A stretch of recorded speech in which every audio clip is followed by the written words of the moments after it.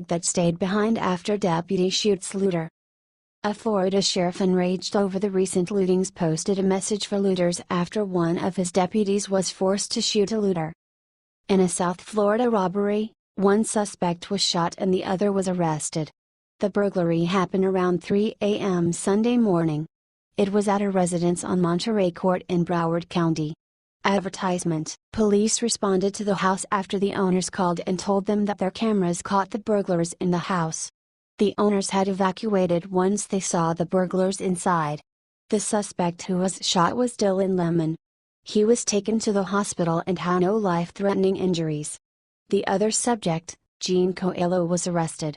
Both criminals are only age 17.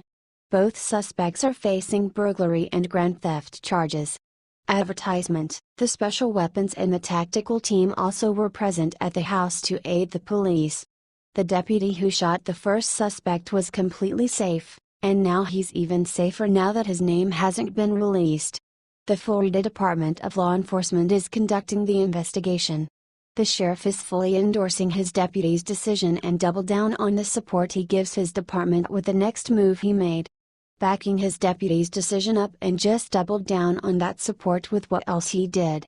After the incident had been resolved and the perpetrators got the punishment they had coming, the Florida sheriff Enraged took to social media to issue a very targeted warning to the other robbers and criminals in Broward County. Looting during the storm will not be tolerated. Looters will be identified, investigated, and prosecuted to the fullest extent of the law, a written message said on the sheriff's office's Facebook page. What do you think about this story? Check out the video he published below.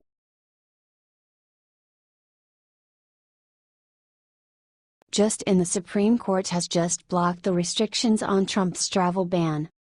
As per reports, the Supreme Court reaffirms support of President Trump by blocking the Ninth Circuit Court's restrictions on President Trump's travel ban from taking effect. This means that the full law will now take. This is a win for the president, who has seen a lot of attacks against him in his efforts to make this country as safe as it can be. In a one-page order that was approved by Justice Anthony Kennedy, the court for the time being blocked the portion of last week's Ninth Circuit Court of Appeals ruling that stopped the government from forbidding refugees entry. Refugees can go to the other nations in Africa and the Middle East that aren't going to war. This is all a takeover of the Western world in an attempt to turn it into a third world. Advertisement: The Supreme Court's decision came less than 2 hours after Acting Solicitor General Jeffrey Wall filed a request for a stay. Last week, Ninth Circuit stopped the federal government from turning away grandparents, aunts, uncles and other extended family members of a person in the U.S. from entering the country. The administration isn't fighting the close family portion of the injunction. Advertisement: Unlike students who have been admitted to study at an American university, workers who have accepted jobs at an American company, and lecturers who come to speak to an American audience, refugees did not have any freestanding connection to resettlement agencies, separate and apart from the refugee admissions process itself, by virtue of the agency's assurance agreement with the government, Wall wrote. The Supreme Court reaffirms support when it tells liberals that the travel ban is legal and is upheld for the most part. The reality of the travel ban is one to protect Americans, even the liberals. Why would they fight so hard to turn the U.S. into a third world country? The Trump administration's travel ban blocks travelers from Iran, Libya, Somalia, Sudan, Syria and Yemen from entering the U.S. for 90 days. The Supreme Court will hear arguments in 2 cases that have been consolidated challenging the ban on October 10. What do you think of this good news?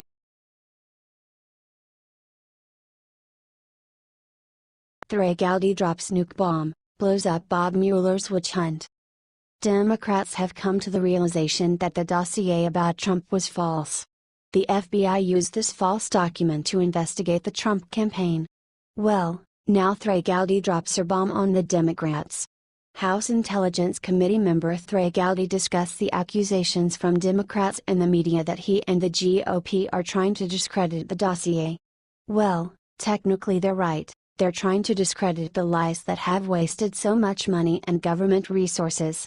Advertisement: I don't know why anyone, from California Rep. Adam Schiff, to Vanity Fair, to Rachel Maddow, would not be curious whether or not the world's premier law enforcement agency relied upon a dossier in connection with an investigation without vetting it, Gowdy said on Friday.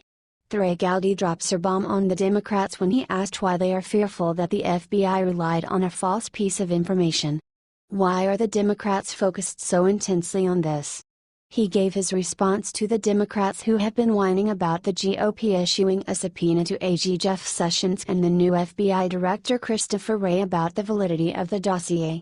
They want answers, as do the American people.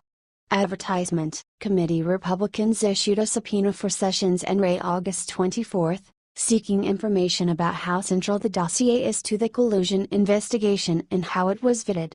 The agencies have yet to provide the documents, so the deadline has been extended to September 14.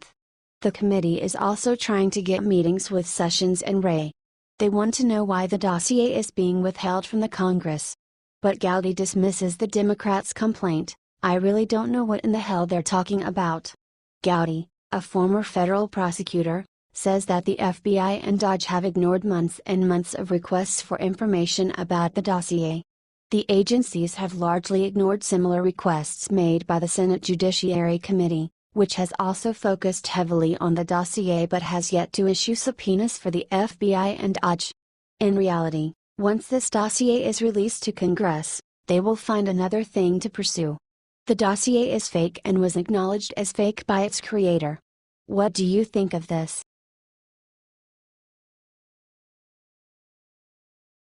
Breaking: Trump may have another pardon up his sleeve. Obama hates it. Cliven Bundy, the Bundy family patriarch, was arrested in February 2016 on charges connected to a 2014 standoff between federal agents and the Bundy family. The Bundy family has been engaged in a decade-long legal battle with the Federal Bureau of Land Management. After paying grazing fees for a number of years, in 1993, Cliven Bundy refused to renew his grazing permit in an act of protest against the BLM. In 2014, BLM agents launched a cattle gather in an attempt to round up and auction off cattle owned by Cliven Bundy, which were supposedly trespassing on federal land. Almost exactly 2 years later, Cliven Bundy's sons Ammon and Ryan helped organize a similar protest in Oregon. The younger Bundy family members temporarily took over the Malheur National Wildlife Refuge outside of Burns, Oregon. The Bundy family arrived in Oregon to protest their conviction in early 2016. According to the Daily Caller, Cliven Bundy is the only member of the Bundy family still facing charges.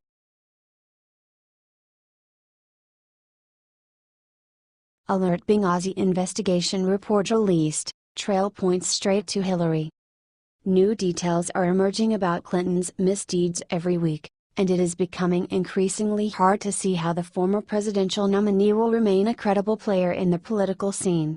A new report has come out from the Select Committee on the events surrounding the 2012 terrorist attack in Benghazi, and it ended up confirming what most suspected all along.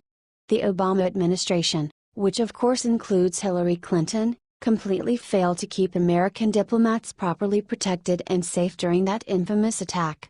The new report features 81 new witnesses and 75,000 new pages of documents, and served to show just how profoundly incompetent the previous administration, as well as former Secretary of State, Hillary Clinton, were in response to the Benghazi attacks.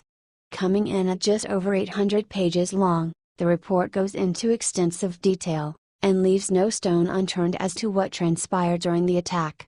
Many key revelations show just how lacking the previous administration's response was to this emergency.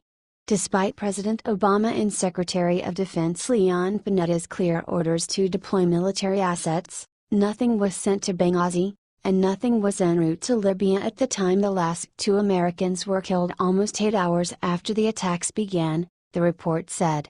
It's a shocking level of inefficiency, and there was a fleet anti-terrorism security team, FAST, based out of Rota, Spain, sitting on a plane for over 3 hours, waiting to respond. Even worse, none of the military assets in the area met their required deployment times. We expect our government to make every effort to save the lives of Americans who serve in harm's way. That did not happen in Benghazi, said Representative Mike Pompeo, RKS, in response to this report. Politics were put ahead of the lives of Americans, and while the administration had made excuses and blamed the challenges posed by time and distance, the truth is that they did not try. Another elected official, Representative Martha Roby, RL, was equally shocked over the findings. Our committee's insistence on additional information about the military's response to the Benghazi attacks was met with strong opposition from the Defense Department, and now we know why. Instead of attempting to hide deficiencies in our posture and performance, it's my hope our report will help ensure we fix what went wrong so that a tragedy like this never happens again. Of course, the infamous excuse Clinton used was that this attack was caused by a YouTube video, when in fact, she told her daughter as well as the Egyptian Prime Minister that it was a planned terrorist attack that had nothing to do with the film. Obama administration officials, including the Secretary of State, learned almost in real time that the attack in Benghazi was a terrorist attack, said Representative Jim Jordan, RO. He continues, rather than tell the American people the truth, the administration told one story privately and a different story publicly. With even more damning information about Clinton surfacing almost regularly, it's hard to see who she will blame next for this failure, except herself.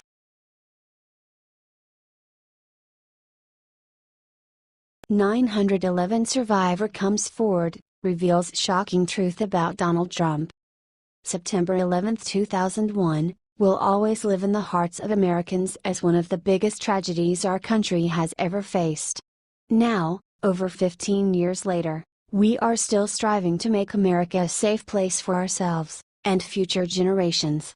One first responder from 9/11, Philip Kirshner, is struggling to get his health back on track after helping at Ground Zero.